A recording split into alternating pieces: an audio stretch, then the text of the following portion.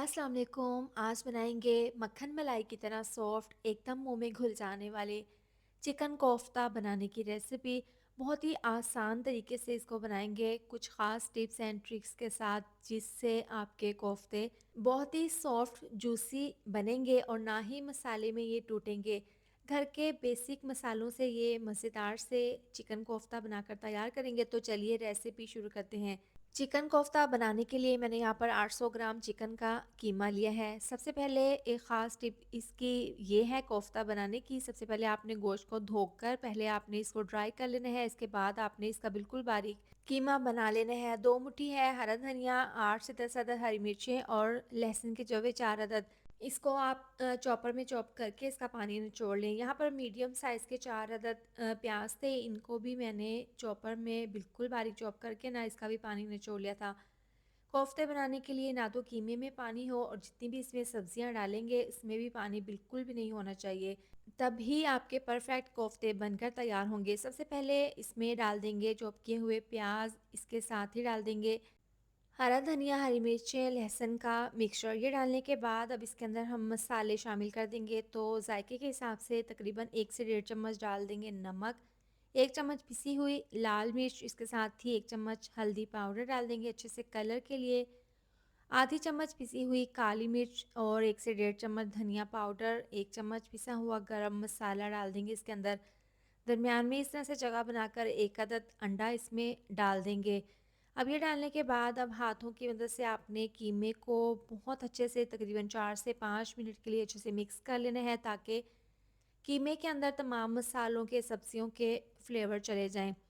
तो अब यहाँ पर बहुत ही अच्छे से हमने इसको मिक्स कर लिया है। इसको 10 मिनट के लिए रेस्ट के लिए रखेंगे। हाथों पर हल्का-सा ऑयल लगा लेंगे और जितना हमने कोफ्ता बनाना है उतना पोर्शन इस तरीके से ले लेंगे और इसको गोल करते हुए इस तरीके से आपने इसका ज़बरदस्त सा कोफ्ता तैयार कर लेना है। आप पहले हाथों पर ऑयल लगा लें और इस तरीके से कोफ्ते बनाकर तैयार कर लें। आप यहाँ पर देखें बिल्कुल भी इसमें कोई भी क्रैक नहीं है। बहुत ही सॉफ्ट सा हमारा ये कोफ्ता बना है। बाकी तमाम कोफ्ते इसी तरह से तैयार करके रख लेंगे। इस पॉइंट पर आप इनको फ्रीज़ भी कर सकते हैं। जब भी आपने बनाना हो इसका मसाला बनाएँ और कोफ्ते तैयार कर लें। अब कोफ्तों के लिए हम ग्रेवी तैयार कर लेंगे। तो 1 कप ऑयल डाल देंगे कढ़ाई में, 2 बड़ी इलायची, दालचीनी का टुकड़ा, साथ में डाल देंगे प्याज़। 3 बड़े साइज़ के प्याज़ थे, आपने बिल्कुल बारीक प्याज़ काट लेने हैं। जितने प्याज़ आप बारीक काटेंगे उतना ही जल्दी इसमें कलर आ जाएगा। तो यहाँ पर देखिए जैसा कलर हमें चाहिए था प्याज़ में, ज़बरदस्त सा कलर आ गया है। ज़्यादा हमने यहाँ पर गोल्डन नहीं करना। पिंक सा कलर आने के बाद इसके अंदर फ्रेश लहसुन अदरक का पेस्ट डाल देंगे 3 चम्मच। अब ये डालकर इसको पकाएँगे तकरीबन 2 से 3 मिनट के लिए मीडियम आँच पर, ताकि लहसुन अदरक का पेस्ट प्याज़ के साथ अच्छे से पक जाए। जब इसकी खुशबू आने लगेगी ना तो इसके अंदर डाल देंगे टमाटर की प्यूरी, टमाटर का पेस्ट। 2 बड़े साइज़ के टमाटर थे, थोड़ा-सा पानी ग्राइंडर जग में डालकर इसका मैंने पेस्ट बना लिया था। ये डालकर इसको मिक्स कर लेंगे। अब इसके अंदर मसाले शामिल कर देंगे। 1 चम्मच नमक, 1 चम्मच पिसी हुई लाल मिर्च और आधी चम्मच हल्दी पाउडर डाल देंगे। इसके साथ ही डाल देंगे 1 चम्मच धनिया पाउडर और आधी चम्मच पिसी हुई काली मिर्च, 1 चम्मच डाल देंगे पिसा हुआ गरम मसाला। अब ये तमाम मसाले डालने के बाद ना अच्छे से इसको मिक्स कर लेंगे। अच्छा, आप कोई भी सालन बनाएँ गोश्त का, सब्ज़ी का या फिर आप कोफ्तों का, तो आपने ग्रेवी को कच्चा-पक्का नहीं रखना। आपने इस तरीके से बहुत अच्छे से इसको भून लेना है। अच्छा और जायकेदार खाना बनाने की निशानी एक ही होती है कि आप मसाले को बहुत अच्छे से यहाँ पर भून लें, इतना कि स्मूथ सी ग्रेवी बन जाए और मसाला ऑयल छोड़ दें। तो आपने यहाँ पर तेज़ आंच पर मसाले को भून लेना है। इस तरीके से देखें आप बहुत ही स्मूथ सी ग्रेवी तैयार है, मसाले ने ऑयल छोड़ दिया है। तो अब इसके अंदर हम डाल देंगे तकरीबन 1 गिलास पानी, क्योंकि मसाले को हमने यहाँ पर पकाना है।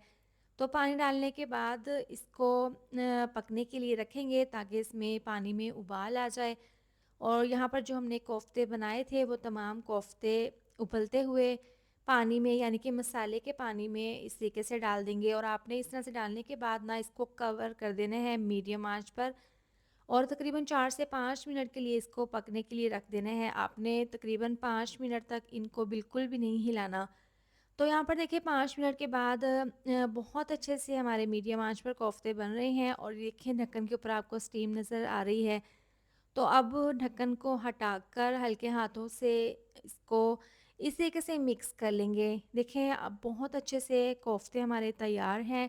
यानी कि 5 मिनट के लिए इसको हमने पकाया था पानी डालकर। ये तकरीबन 40% गल चुके हैं। अब मज़ीद इसमें पानी है तो ढक्कन खोलकर इसका पानी थोड़ा-सा ड्राई कर लेंगे ताकि हम दोबारा से इसको मसाले में भून लें। तो इसको तकरीबन हमने 4 से 5 मिनट के लिए ढक्कन खोलकर पका लेना है ताकि इसमें जो भी पानी है वो ड्राई हो जाए और मसाला इसका रह जाए। तो अब यहाँ पर देखें पानी बिल्कुल ड्राई हो गया है, इसमें बाकी ग्रेवी और ऑयल रह गया है। तो अब यहाँ पर इसको भूनने के बाद इसके अंदर 2 ग्लास तकरीबन इसके अंदर पानी डाल देंगे, क्योंकि कोफ्ते अभी हमारे 40% गले हैं तो मज़ीद पानी डालकर कोफ्तों को अच्छे से गला लेंगे। पानी डालकर मिक्स करने के बाद ना इसको कवर करके 12 मिनट के लिए पकाएँगे ताकि कोफ्ते हमारे अच्छे से सॉफ्ट हो जाएँ। तो यहाँ पर मैंने इसकी ग्रेवी थोड़ी-सी थिक रखनी है। अगर आपने इसके अंदर शोरबा रखने हैं तो मज़ीद तकरीबन 2 से 3 पानी के गिलास डालकर पका लें। इसको मैंने पूरे 12 मिनट के लिए पका लिया है। कोफ्ते हमारे बहुत ही सॉफ्ट जूसी तैयार हैं और जितनी हमें इसमें ग्रेवी जितना मसाला चाहिए था उतना मैंने रख लिया है। चूल्हा बंद कर देंगे।